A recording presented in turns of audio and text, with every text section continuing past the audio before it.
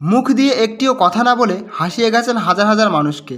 সমাজের কষ্টের দিকগুলো যেগুলো নিয়ে কেউ কথা বলতে চায় না, সেগুলিকে তিনি খুবই সাবলীলভাবে হাসির মাধ্যমে তুলে ধরেছেন, যার সিনেমা 100 বছর পরেও আমাদের মন জয় করে নেয়। আমি কথা বলছি বিশ্বের একজন সেরা অভিনেতা চার্লি চ্যাপলিনের বিষয়ে, যার নাম শুনলে ছোট গোফের মাথায় কালো টুপি পরা চরিত্রটির কথা মনে পড়ে যায়, যার সাথে আমাদের আবেগ এবং স্মৃতি জড়িয়ে আছে। চার্লি চ্যাপলিন তার অভিনয় দিয়ে বিশ্বজুড়ে খ্যাতি পেয়েছিলেন, কিন্তু জানলে অবাক হবেন তিনি যে অস্কার পুরস্কারগুলো পেয়েছিলেন তার মধ্যে একটিও তিনি তার অভিনয়ের জন্য পাননি। তার জীবনের শুরুটা মোটেও সহজ ছিল না। ছোটবেলায় যে কী পরিমাণ দারিদ্রতার মধ্যে ছিলেন তা খুব কম মানুষই জানে। বাবার ভালোবাসা থেকে বঞ্চিত হয়েছিলেন। মাত্র 5 বছর বয়স থেকেই রোজগারের পথ বেছে নিতে হয়েছিল তাকে। সারা জীবন নিজের কষ্টকে, নিজের দুঃখকে হাসি দিয়ে আড়াল করে রেখেছেন। অভিনয় জগতে সে বিশ্ববিখ্যাত হলেও একটা সময় যে আমেরিকা থেকে তিনি প্রচুর পরিমাণে খ্যাতি পেয়েছিলেন, সেই আমেরিকায় তাকে একবার মিথ্যে অপবাদ দিয়ে দেশ থেকে তাড়িয়ে দিয়েছিল। এমনকি তার মৃত্যুর পরেও তার মৃতদেহ লোপাট করার চেষ্টাও করেছিল। এবার প্রশ্ন হলো, কিভাবে তিনি দারিদ্রতা থেকে বেরিয়ে এসে একজন সফল অভিনেতা হয়েছিলেন? আর কেন তাকে আমেরিকা থেকে তাড়িয়ে দেওয়া হয়েছিল? আর কেনই বা তার মৃতদেহ লোপাট করতে চেয়েছিল?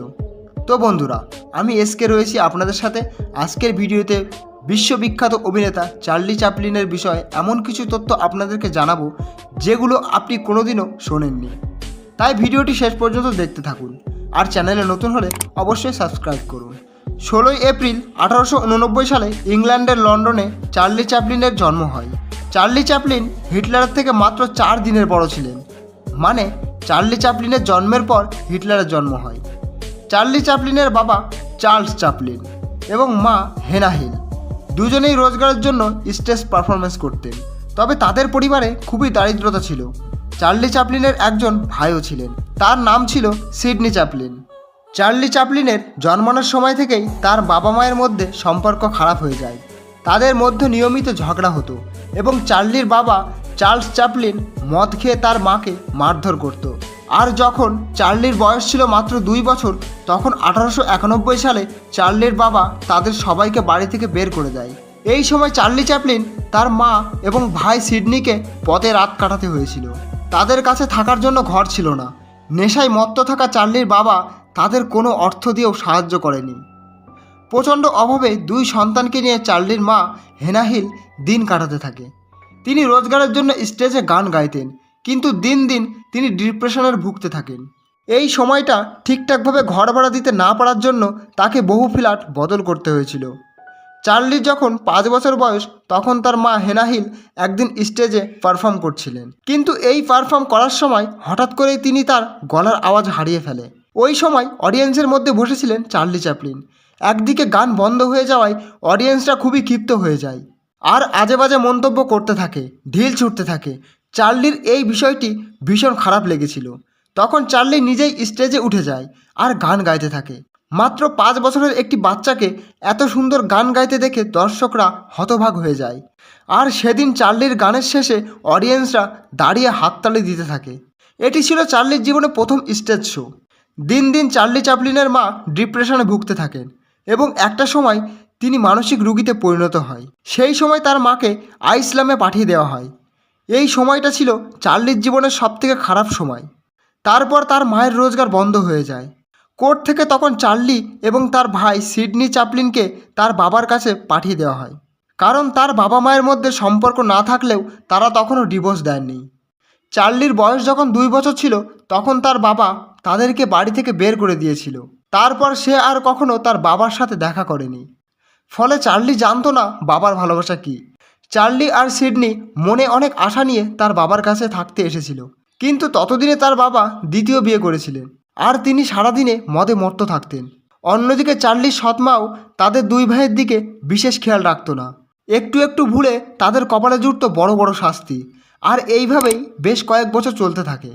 1901 সালে চার্লি আরও এক সমস্যার সম্মুখীন হন।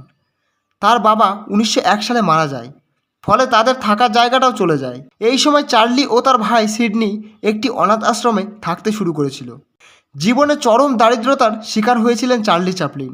এই কারণে মাত্র 13 বছর বয়সে পড়াশোনা ছেড়ে দিতে হয়েছিল তাকে। তবে তার মধ্যে ছোটোবেলা থেকেই অভিনয় এবং স্টেজে পারফর্ম করার প্রতিভা ছিল। সেই প্রতিভাকেই দিন দিন আরও রপ্ত করেছিলেন। আর জীবনে তিনি কখনো হার মানতে শেখেনি। যখন স্টেজ শো থাকতো না তখন তিনি সেই সময় সার্কাসে কাজ করতেন। এছাড়া রোজগারের জন্য ছোটোখাটো কাজের সাথে জড়িয়েছিলেন। বিভিন্ন স্টেজে ছোটোখাটো পারফর্ম করতে থাকেন চার্লি চ্যাপলিন। কিন্তু 1906 সালে তিনি শার্লক হোমসের চরিত্রে অভিনয় করে বেশ জনপ্রিয় হয়ে যায়। এই সময় তিনি ফ্রোটো-কালো নামে একটি প্রোডাকশন হাউসে চাকরি পান এবং স্টেজে অভিনয়ের কাজ করতে শুরু করে। 1906 থেকে 1914 পর্যন্ত চার্লি একজন অভিনেতা হিসাবে গোটা ইংল্যান্ডে বেশ জনপ্রিয় হয়ে যায়। এই সময় চার্লি ঠিক করেন আমেরিকায় যাবেন সিনেমার কাজের জন্য। 1914 সালে তিনি আমেরিকায় চলে আসেন। এই সময় একটি মুভি প্রোডাকশন হাউসের সাথে তার কন্ট্যাক্ট হয় এবং তারা সপ্তাহে চার্লি চ্যাপলিনকে $150 দিতে রাজি হয়। তবে এই বছরের মধ্যে আমেরিকায় চার্লি চ্যাপলিনের জনপ্রিয়তা আকাশ ছোঁয়া হয়ে যায়। 1914 থেকে 1915 এর মধ্যে তিনি আমেরিকায় প্রায় 35টি সিনেমায় কাজ করেছিলেন, যার মধ্যে বিখ্যাত একটি সিনেমা হলো দ্য লিটল ট্রাম্প। 1915 সালে তার স্যালারি $150 থেকে বেড়ে হয়ে যায় $1250। আর এক বছর পর 1916 সালে চার্লি চ্যাপলিনের স্যালারি এত পরিমাণে বেড়ে যায় যে তিনি আমেরিকার প্রেসিডেন্টের থেকেও বেশি টাকা ইনকাম করতেন। 1916 সালে চার্লি চ্যাপলিনের বাৎসরিক আয় ছিল $6,70,000, যেখানে সেই সময় আমেরিকার প্রেসিডেন্টের তৎকালীন বাৎসরিক আয় ছিল মাত্র $75,000। 1920 সালের পর থেকে চার্লি চ্যাপলিন কমেডি মুভির দিকে বেশি ফোকাস করেন। ডিরেক্টরদের সাথে তার ঠিকমতো বুনতো না, তাই তিনি নিজেই সিনেমার ডিরেকশন করতেন, প্রডিউস করতেন, এমনকি সিনেমার মিউজিকও নিজেই কম্পোজ করতেন, আবার নিজেই অভিনয় করতেন। এই সময় দ্য কিড, দ্য পিলগ্রিমসের মতো আইকনিক সিনেমা তিনি রিলিজ করেন। চার্লি চ্যাপলিনের একজন বড় ফ্যান ছিলেন অ্যালবার্ট আইনস্টাইন। যেদিন সিটি লাইট সিনেমার প্রিমিয়ার হচ্ছিল সেদিন অ্যালবার্ট আইনস্টাইন উপস্থিত ছিলেন। চার্লি চ্যাপলিনের সাথে অ্যালবার্ট আইনস্টাইনের খুব ভালো সম্পর্ক ছিল। চার্লি চ্যাপলিনের জীবনে মোট 4টি বিয়ে করেছিলেন। প্রতিটি মেয়েই বয়সে তার থেকে ছোট ছিল এবং তার মোট 11 জন সন্তান ছিলেন। অনেকের দাবি চার্লি চ্যাপলিনের ব্যক্তিগত জীবন খুব বেশি সুখের ছিল না। দ্বিতীয় বিশ্বযুদ্ধের সময় যখন দ্য গ্রেট ডিক্টেটর সিনেমাটি রিলিজ করে তখন তিনি বেশ কন্ট্রোভার্সির সম্মুখীন হন। এখানে অনেকেই মনে করেন চার্লি চ্যাপলিন এই সিনেমার মাধ্যমে হিটলারের চিন্তাধারাকে প্রমোট করার চেষ্টা করেছেন। দ্বিতীয় বিশ্বযুদ্ধের পর চার্লি চ্যাপলিন এমন কিছু মন্তব্য করেছিলেন যাতে আমেরিকা সরকারের কপালে ভাঁজ পড়ে যায়। এই সময় অনেকেই মনে করে চার্লি চ্যাপলিন কমেডির চিন্তাধারায় প্রভাবিত হয়েছেন এবং তিনি গোপনে রাশিয়ার সাথে আমেরিকার বিরুদ্ধে ষড়যন্ত্র করছেন। 1952 সালে চার্লি চ্যাপলিন যখন লন্ডনে যান তখন সেই সময় আমেরিকা সরকার তার ভিসা বাতিল করে দেয়, মানে এক প্রকার তাকে দেশে ঢুকতে দেওয়া থেকে বঞ্চিত করা হয়। আর এই সময় আমেরিকান সরকার তার উপরে কমিউনিস্ট হওয়ার আরোপ এনেছিল। আমেরিকান সরকার আরোপ আনলেও বহু বছর ধরে তারা এর প্রমাণ দিতে পারেনি। ফলে 1970 সালের দিকে তাকে আবার আমেরিকায় ভিসা দেওয়া হয়। 1972 সালে চার্লি চ্যাপলিনকে সম্মানীয় একাডেমি অ্যাওয়ার্ড দেওয়া হয়, যাকে আমরা অস্কার পুরস্কার নামে জানি। সেই সময় চার্লি চ্যাপলিন স্টেজে দাঁড়িয়ে কেঁদেছিলেন। 1977 সালে 25শে ডিসেম্বর সবাই যখন ক্রিসমাস ডে পার্টি করছিলেন, এই সময় সবাইকে হাসিয়ে যাওয়া চার্লি চ্যাপলিন হার্ট অ্যাটাক করে মারা যান। মৃত্যুর মাত্র 1 বছরের মধ্যেই তার মৃতদেহ চুরি হয়ে যায় তার কবরস্থান থেকে। পরে যখন সেই দুষ্কৃতীদের ধরা হয় তখন তারা জানায় যে তারা চার্লি চ্যাপলিনের পরিবারের কাছ থেকে এই মৃতদেহর বদলে কিছু টাকা হাতিয়ে নিতে চেয়েছিল।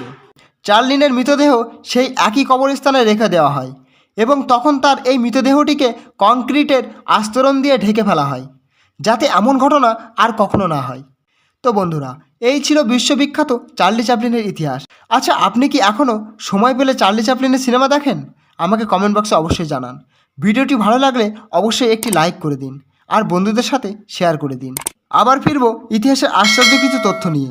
ততদিন ভালো থাকবেন, সুস্থ থাকবেন।